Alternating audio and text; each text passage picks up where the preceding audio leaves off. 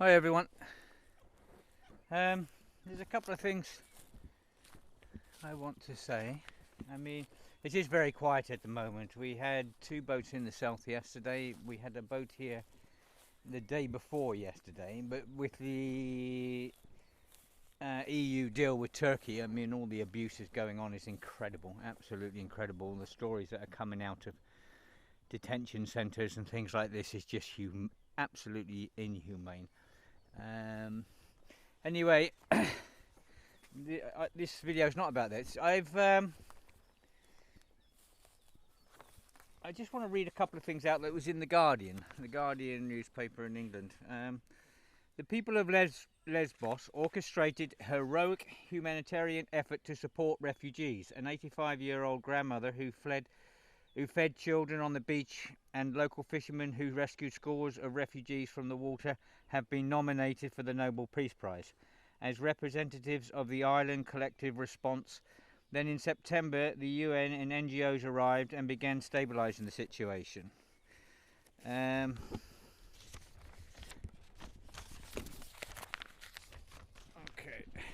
The refugee crisis has helped some tourism businesses to boom.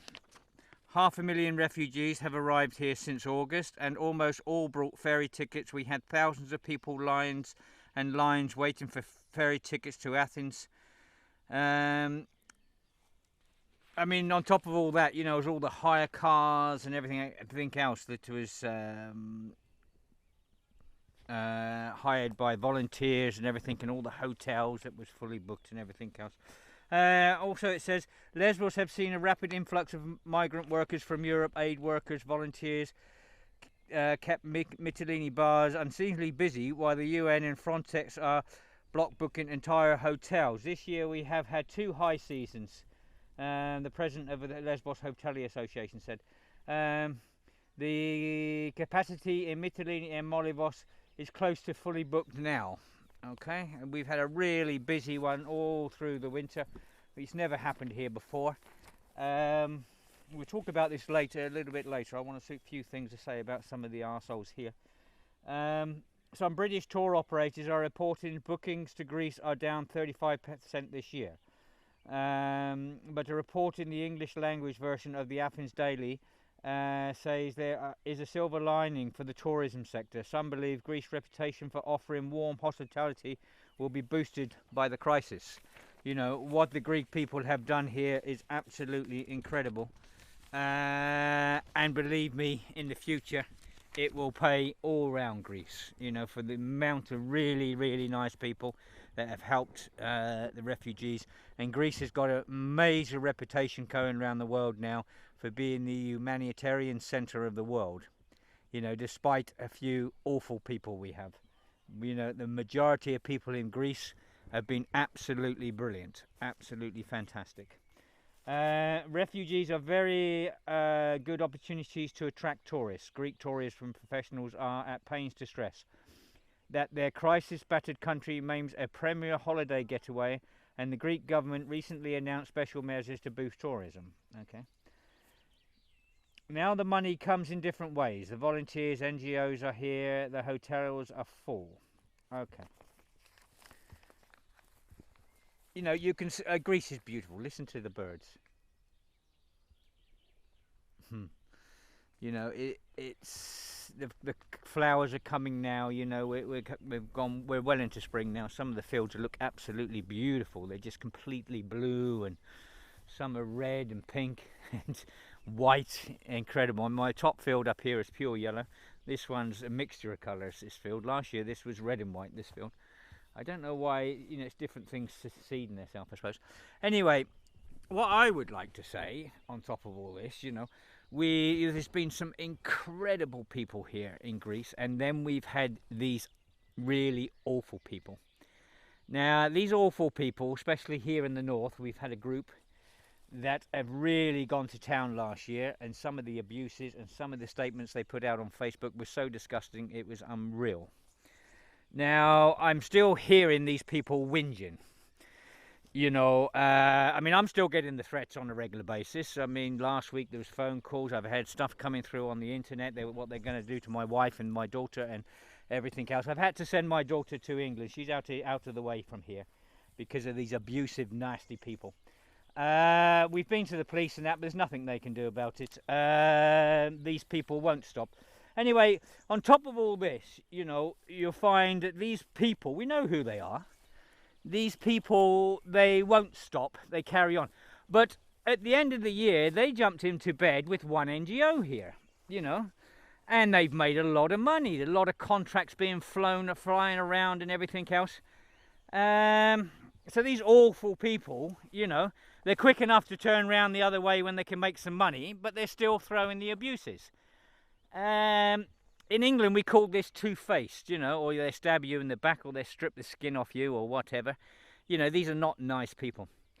I heard the other day again, like the end of last year, these people were whinging their hotels were down 80% last year. I mean, we all know that's a load of bollocks, because I couldn't find bloody hotels for volunteers for love or money. And these people that are whinging, you know, if they were that broke and everything else, why didn't they open their hotels during the winter months like everyone else did? Because at Christmas I couldn't find a room for any volunteers. And these whingers, you know, last year they're saying their business was down 80%, which was bollocks. We all know it was bollocks. Okay, it was down, but it definitely wasn't 80% down. Then they closed their hotel for the winter, you know, when we're struggling to find rooms and places for volunteers to stay. And then they jump into bed with an NGO, and they're flying around contracts and all the deals being done, which is absolutely disgusting. And on top of that, now I hear some of these people with all the abuses and all the abuse they put towards the refugees and that, they've become superheroes now, you know. If it wasn't for them, you know, this crisis, you know, it was them that helped all last year, which is a load of bollocks. We all know it. We've all got the evidence. We all know what you were up to. We all got the statements on the internet and everything else. And we even had one of these people last week give a speech to a load of students, you know. Anyway, it was explained to the students who this person really was. And as one of the teachers said at the time, this is what happened in the Second World War. You know, you had these Nazis. And that's what they did.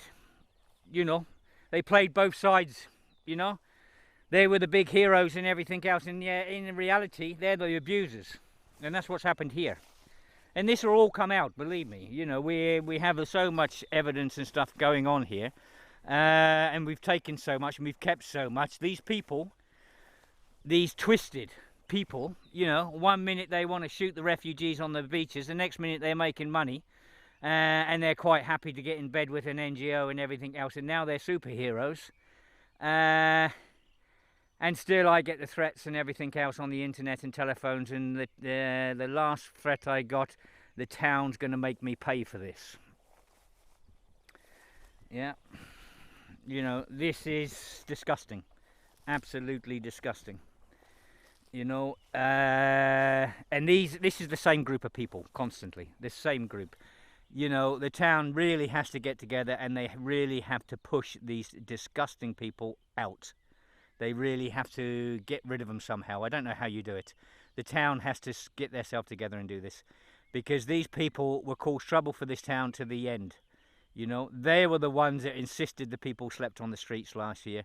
They were the ones that abused the refugees last year. They were the ones that are making so many bad decisions last year. And, you know, and they were the ones that really have lost the tourism for this year. They were these abusers and everything else. And off they're going now, saying they're 80% down again this year. I mean, that's a load of bullshit, because one, the tourist season hasn't started yet. It doesn't start to the last week of April, beginning of May anyway. And they're whinging already, these people. You know, it's incredible. Absolutely incredible people. Anyway, you know, it's time to get together. This whinging has got to stop, because it's not time for whinging. It's time to get together and get some positive things, saying, you know, how well we've done, and how well we've looked after the refugees here and everything else, and start looking at the positive aspect of it, and start trying to get the tourism coming in again, and for all of us to get together and try our best to promote, stop whinging, stop moaning, Stop bloody doing your dirty deeds like you've done all last year. Let's get together and let's see what we can do to bring some tourists back into Molivos, because Molivos, believe it or not, the people that done the damage last year, they're still here, and we have to stop them doing the same damage this year if things kick off again. We really got to stop this abuse towards refugees. The rest of Greece are helping. Everyone's doing their best in Greece to help. Greece is getting one hell of a reputation around the world for the humanitarianism and everything else. And you know, people are talking about the big Greek heart. Yeah. Well, these people that had this abuse last year, you know, this year, if they start, we have to stop them in their tracks. Literally stop them in their tracks, and we have to join the rest of Greece here and show the big Greek heart here, and for everyone to promote it as much as we can, and stop the bloody whinging, you know, because you people, I know who you are, we all know who you are, and we all know you've been making a lot of money in this on the sides, yeah, and still you abuse, and this is disgusting, absolutely disgusting. Okay everyone, all the best, bye.